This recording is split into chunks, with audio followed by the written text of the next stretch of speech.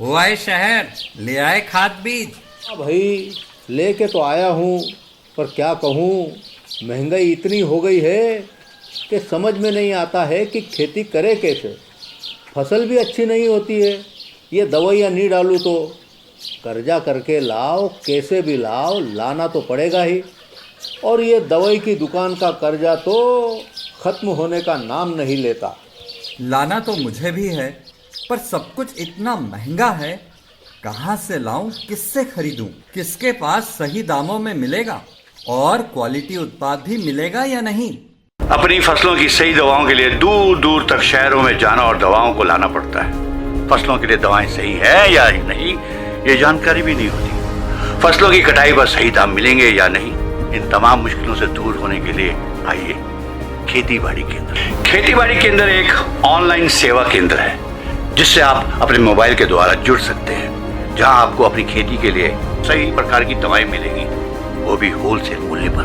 वो सभी दवाएं सीधा निर्माता से लेकर आप तक पहुंचाते हैं, यानी कि बीच में होने वाले सारे खर्च की बचत आपकी जेब में। साथ ही साथ दवाओं को लाने और ले जाने की झंझट से भी छुटकारा।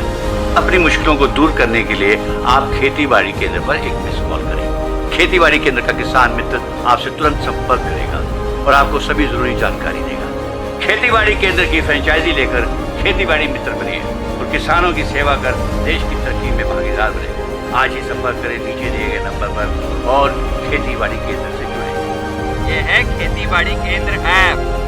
अच्छा, किसानों की सरदारी, उन्नत खेती बाड़ी। खेती बाड़ी केंद्र, देश के अन्नदाता की दुकान।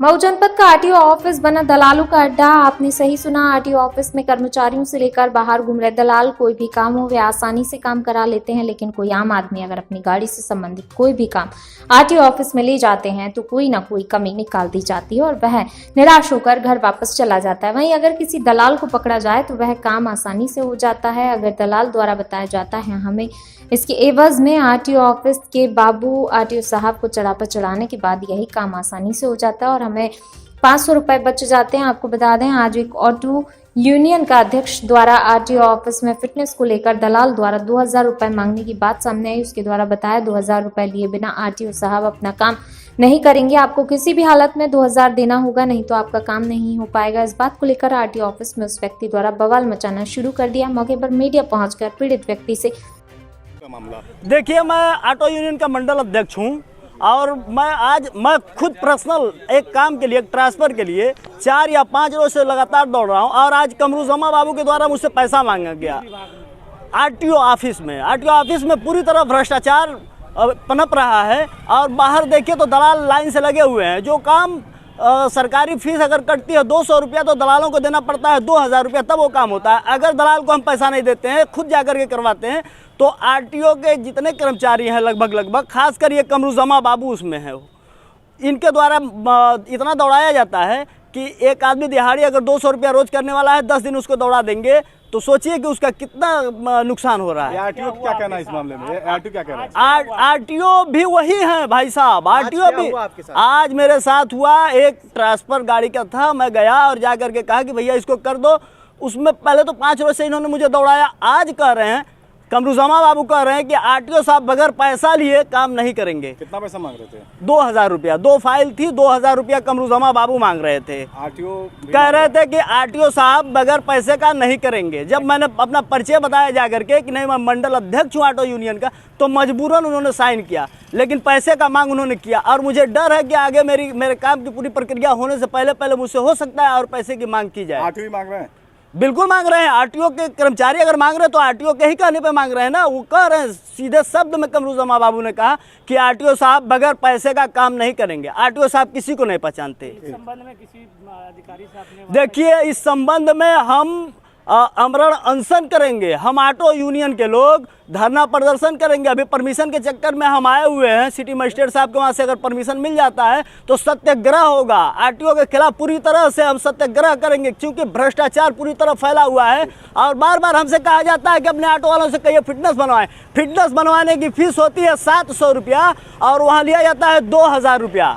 अगर जो 2000 रुपया नहीं देता उसको कहा जाता है ये कमी है वो कमी है, 2000 रुपया दे दिया तो फिटनेस हो गया उसका। क्या भ्रष्टाचार के खिलाफ अधिकारी को कोई ज्ञापन 1 से 2 दिन के अंदर हम जिला अधिकारी महोदय के समक्ष प्रस्तुत होकर के और इनके खिलाफ ज्ञापन देंगे और माननीय मुख्यमंत्री योगी आदित्यनाथ जी के वहाँ भी हम फैक्स करेंगे कि इस तरह से भ्रष्टाचार हमारी सरकार में फैली हुई है। क्योंकि हम भारतीय जनता पार्टी के नगर महामंत्री भी अल्पसंख्यक मोर्चे के आरटीओ साहब जानते हैं, उसके बावजूद भी इस तरह से हमारे साथ पेश हो रहा है। इश्तियाक अहमद मेरा नाम है, नगर महामंत्री हूँ भारतीय जनता पार्टी का, मैं अल्पसंख्यक मोर्चे का। उसके अलावा ऑटो यूनियन का मंडल अध्यक्ष हूँ मैं, आजमगढ़ मंडल का। सर आप पर और आपके स्टाफ पे हाँ, अभी आप लोगों ने दिखाया जो है, तो हमें देख करके भी थोड़ा सा आंतरिक आत्मा हमारा जो है दुखी है, क्योंकि ये सारी चीज़ें जो है बहुत ही अशोभनीय चीज़ें हमको सुनने को मिला जो आप लोगों ने हमें दिखाया। और फिर उसका फाइल जो है हमारे पास 2 दिन पहले भी आया था। उस दोनों गाड़ियां जो है वो पीले कलर में थी, स्कूल कलर में थी, और स्कूल कलर में वो गाड़ी दर्ज नहीं था। फिर उनको ये बताया गया, उन्होंने बताया कि हम जो है ऑटो यूनियन के अध्यक्ष हैं, तो उनको सम्मान जो है हमारा बाबू कमरुज्जमा ने बताया कि ये पहले जो है स्कूल के नाम दर्ज होगी, उसके बाद फिर जो है इसकी अग्रिम कार्रवाई होगी। उसमें आपका ट्रांसफ़र भी था, फिटनेस, सारी चीज़ें होनी थी। तो उन्होंने फिर वो चीज़ों को पूरा किया। फिर उसमें जो उन्होंने आरसी लगाया था वो जो है प्रिंटेड था लेकिन ओरिजिनल नहीं था। वो पकड़ में आ गया तो बाबू ने कहा कि इसका फ़ीस कटेगा। तो थोड़ा सा वहाँ पे जो है हो सकता है कि मिसअंडरस्टैंडिंग हो, जबकि बाबू हमारे सामने ही है, आप लोगों के सामने ही वो अपना बयान दिया कि नहीं, इस तरह का हमने कोई पैसे का मांग नहीं किया है।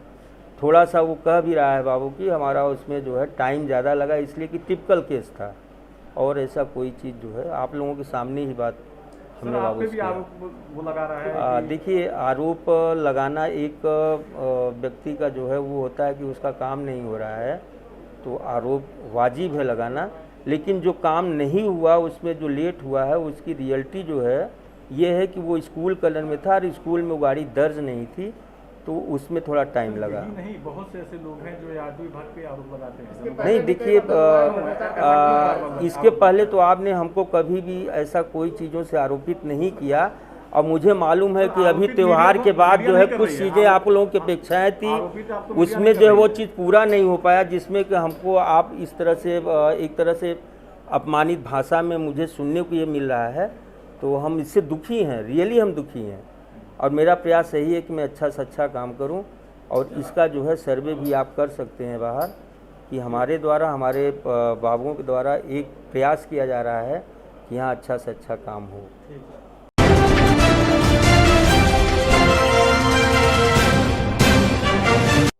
इंदौर परदेशीपुरा थाने के 2 जवानों पर मास्क न लगाने वाले ऑटो चालक कृष्णकांत कुंजीर से मारपीट का आरोप, वीडियो हुआ वायरल। कृष्णकांत का आरोप, पुलिस जवानों ने मास्क नाक के नीचे होने पर भी थाने ले जाने के लिए जिद की। माफी मांगने के बाद जब थाने ले जाने से मना करने पर जमीन पर घसीट कर मारा। बंसी प्रेस की चौल के पास फिरोज गांधी नगर में सुबह 11:30 बजे का था मामला। एसपी ने दोनों पुलिसकर्मियों को किया अटैच।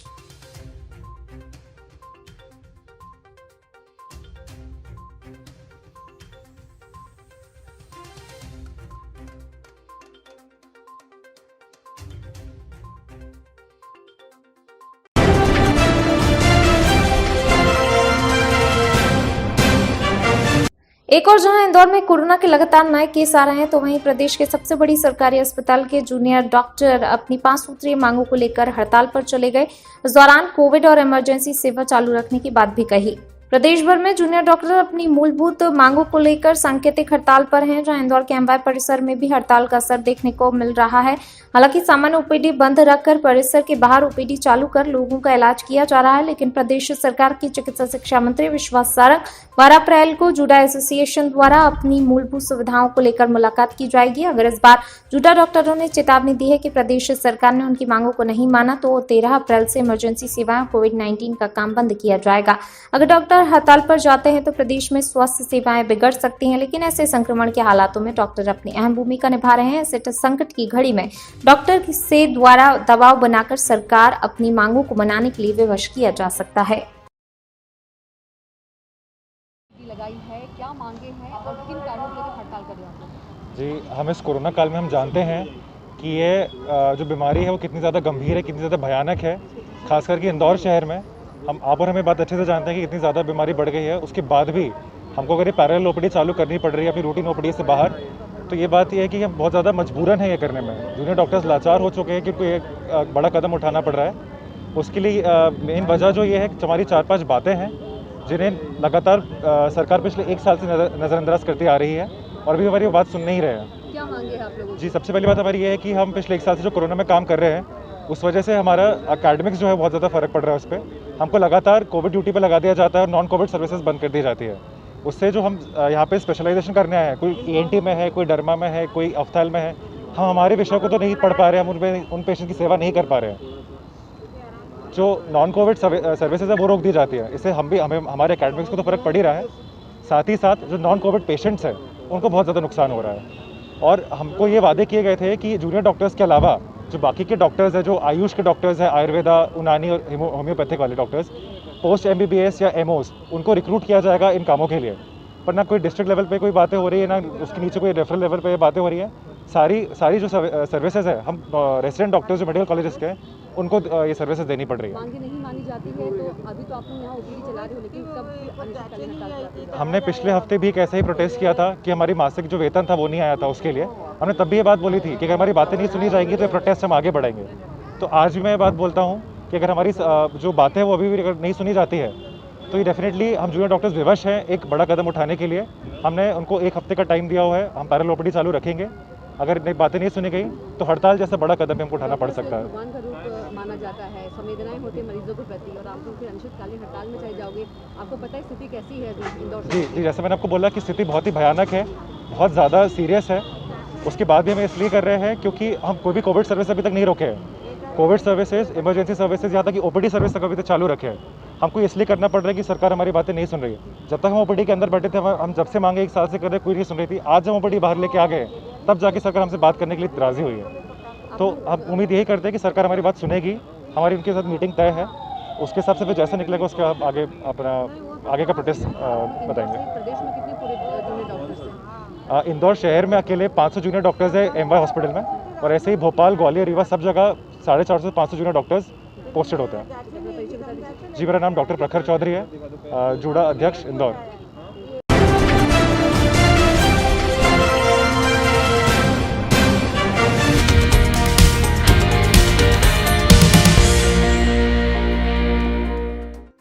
कौच जालौन शहर सिनेमा और गांव कस्बों की प्रतिभाओं को एक मंच पर लाने, कौच को नगर को एक नई पहचान देने आदि बहुउद्देश्यों के साथ कोविड-19 समय में सृजित हुए कौच इंटरनेशनल फिल्म फेस्टिवल विदेशों में भी अपनी पहचान बनाता जा रहा है। कौच इंटरनेशनल फिल्म फेस्टिवल के संयोजक संस्थापक पारसमणि अग्रवाल ने बताया, कौच फिल्म फेस्टिवल न सिर्फ भारत तक बल्कि विदेशों में भी अपनी छाप छोड़े और एक भव्य मंच के रूप में तैयार होकर प्रतिभाओं को लाभान्वित करे। इसके लिए विदेशों में भी कौच इंटरनेशनल फिल्म फेस्टिवल की इकाइयों का गठन प्रक्रिया जारी है। उन्होंने बताया, फेस्टिवल की एक इकाई का गठन युगांडा देश में किया गया है। इस इकाई का प्रमुख फिल्म निर्माता एवं निर्देशक जॉफ्रे किंग को बनाया है, जबकि इकाई सदस्यों के रूप में फिल्म निर्माता और अभिनेत्री विक्टोरिया नया एवं एक्टर फैजल माविरागो को बनाया है। युगांडा देश में नवगठित इकाई अपना विस्तार करते हुए आगामी कौच फिल्म फेस्टिवल अपनी महती भूमिका निभाएगी, ऐसा विश्वास जताया है संस्थापक संयोजक पारस ने। बताया, शीघ्र ही अमेरिका में भी फिल्म फेस्टिवल की इकाई के गठन की औपचारिक घोषणा होगी। वहां की इकाई के निर्माण के लिए संवाद जारी है। उन्होंने बताया कि साहित्य बिना सिनेमा अधूरा है, इसलिए कौच इंटरनेशनल फिल्म फेस्टिवल की साहित्यिक इकाइयों का गठन भी देश के विभिन्न शहरों में होगा। ये इकाइयां अपना साहित्यिक योगदान प्रदान करेंगी।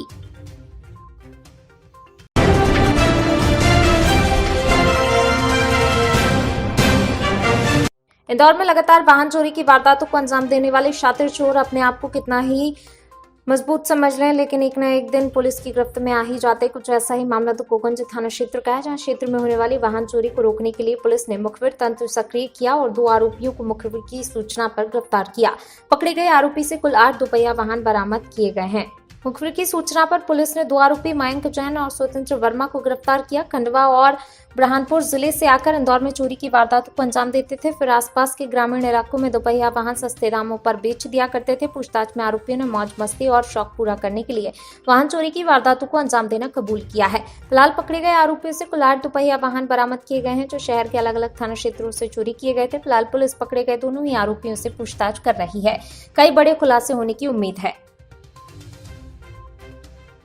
सर, वाहन चोरी को लेकर प्रयास किए जा रहे थे, पुलिस को एक सफलता मिली है, 8 दोपहिया वाहन मिले हैं, क्या?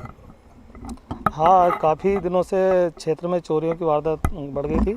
इसी परिप्रेक्ष्य में श्रीमान डीआईजी महोदय द्वारा निर्देशित किया गया था, तो थाना प्रभारी द्वारा टीम गठित की गई और लगातार प्रयास किए जा रहे थे। उसी तारतम्य में आज सफलता मिली है, जिसमें आरोपी मयंक जैन और स्वतंत्र वर्मा 2 आरोपी गिरफ्तार किए। इनसे 8 चोरी के वाहन जब्त किए गए हैं। हाँ सर, इनसे कोई पुराने रिकॉर्ड या कुछ मिले? हाँ, इनकी जानकारी और जुटाई जा रही है। आरोपी बाहर के हैं और पूछताछ जारी है। आगे और भी इनसे वाहन मिलने की संभावना है। आपका परिचय? मैं उप निरीक्षक सत्येंद्र सिंह सिसोदिया, थाना तोकोगंज।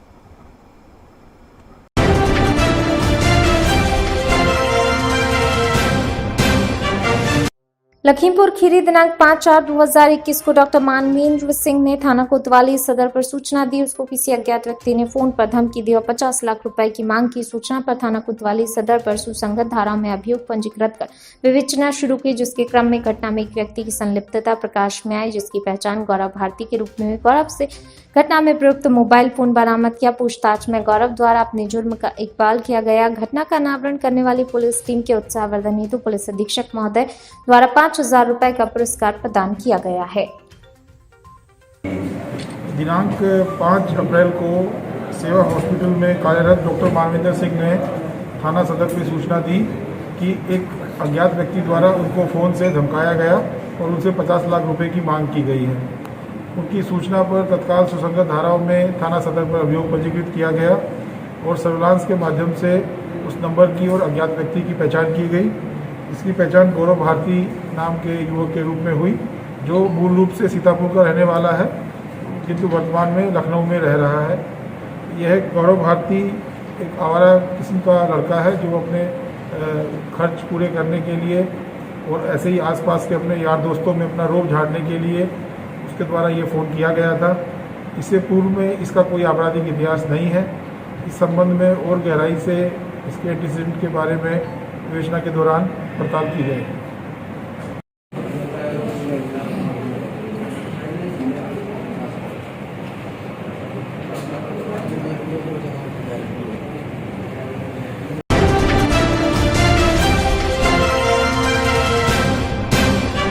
इंदौर के वार्ड क्रमांक 51 में क्षेत्रीय पार्षद वंदना कमल यादव के द्वारा 5 वैक्सीनेशन केंद्र बनाए गए हैं, जिस पर वहां के रहवासियों को काफी लाभ मिल रहा है। जन जागरण अभियान के तहत विधायक महेंद्र भाटिया, पार्षद वंदना कमल यादव और कार्यकर्ताओं के माध्यम से घर घर जाकर लोगों को जागरूक किया जा रहा है और मास्क वितरण किए जा रहे हैं। प्रत्येक दिन लोगों को जागरूक किया जा रहा है। पहला केंद्र चौधरी पार्क यादव धर्मशाला, दूसरा केंद्र गणेश स्कूल, तीसरा केंद्र नंदेश्वर स्कूल, चौथा केंद्र विंध्याचल स्कूल, 5वां केंद्र जोन क्रमांक 18 पर सेवाएं दी जा रही हैं, जिसमें क्षेत्रीय पार्षद वंदना कमल यादव द्वारा समस्त व्यवस्थाएं की जा रही हैं।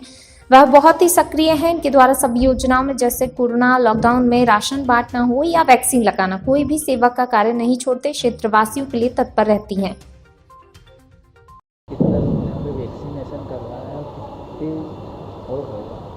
देखिए, इस तरह से हमने वार्ड क्रमांक 51 में 5 जो है केंद्र बनाए गए हैं और जैसे कि एक चौधरी पार्क जो है यादव धर्मशाला, दूसरा गणेश कॉन्वेंट स्कूल, तीसरा विंध्याचल स्कूल, चौथा हमारा जो है नंदेश्वर स्कूल और 5वां जोन क्रमांक 18 94 पे, ऐसे करके हमने 5 सेंटर लगाए हैं लोगों की सुविधा के लिए, क्योंकि ये मध्यम क्षेत्र है और मध्यम क्षेत्र होने की वजह से मजदूर वर्ग तो यहाँ निवास करते ही हैं। बहुत सारे मध्यम क्षेत्र होने की वजह से लोग नौकरी पे जाते हैं, तो कई लोग टीकाकरण नहीं करा पाते हैं। तो उन्हें जागरूक करने के लिए हम जो है कार्यकर्ताओं के माध्यम से घर भी पहुँचा रहे हैं और बहुत पास में 4 कॉलोनी के बीच में एक सेंटर खोल दिया है, जिससे लोगों को ज़्यादा से ज़्यादा वैक्सीन का लाभ मिले।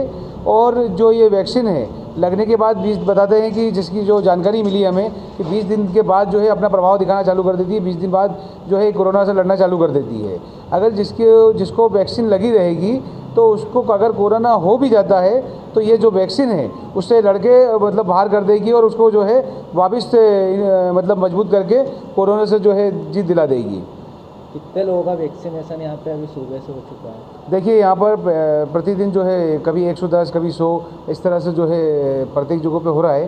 कहीं कहीं पर कम भी हो रहा है, कहीं पर 40-50 भी हो रहे हैं, कहीं पर 30 भी हो रहे हैं। तो अभी जो है जागरूकता का एक बहुत बड़ा अभाव हैगा। तो हम लोग बहुत प्रयास कर रहे हैं और जो लोग लगा के जा रहे हैं वो 4 लोगों को प्रेरित कर रहे हैं। हमारे द्वारा भी जगह जगहों पर इसमें इस तरह से जो है प्रचार किया जा रहा है जन जागरण अभियान के माध्यम से। अभी परसों के दिन ही जिस दिन हमारा भारतीय जनता पार्टी का स्थापना दिवस था उस दिन माननीय महेंद्र हरडिया जी जो है साथ में चल रहे थे, सभी को मास्क बांटते हुए और लोगों को जागरूक कर रहे थे। तो वार्ड क्रमांक 51 में ही उन्होंने जन जागरण अभियान चलाया। तो मैं समझता हूँ कि हर जनप्रतिनिधि, प्रशासन के व्यक्ति, समाचार पत्र और मीडिया के माध्यम से भी सभी को सूचना दी जा रही है। ये बहुत जल्दी जो है इसको कवर किया जाएगा। कमल यादव, वार्ड क्रमांक 51।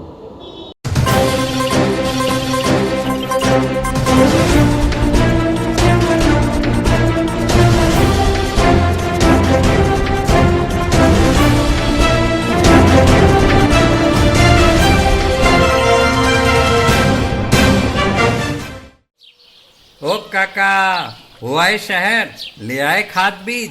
भाई लेके तो आया हूँ, पर क्या कहूँ, महंगाई इतनी हो गई है कि समझ में नहीं आता है कि खेती करे कैसे। फसल भी अच्छी नहीं होती है, ये दवाइयाँ नहीं डालूँ तो कर्जा करके लाओ, कैसे भी लाओ, लाना तो पड़ेगा ही। और ये दवाई की दुकान का कर्जा तो ख़त्म होने का नाम नहीं लेता। लाना तो मुझे भी है, पर सब कुछ इतना महंगा है, कहाँ से लाऊं, किससे खरीदूं, किसके पास सही दामों में मिलेगा और क्वालिटी उत्पाद भी मिलेगा या नहीं।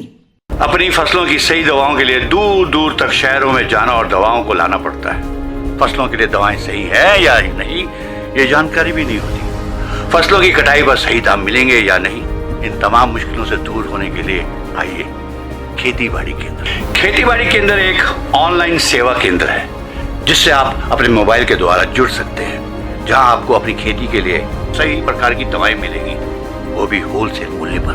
वो सभी दवाएं सीधा निर्माता से लेकर आप तक पहुंचाते हैं, यानी कि बीच में होने वाले सारे खर्च की बचत आपकी जेब में। साथ ही साथ दवाओं को लाने और ले जाने की झंझट से भी छुटकारा।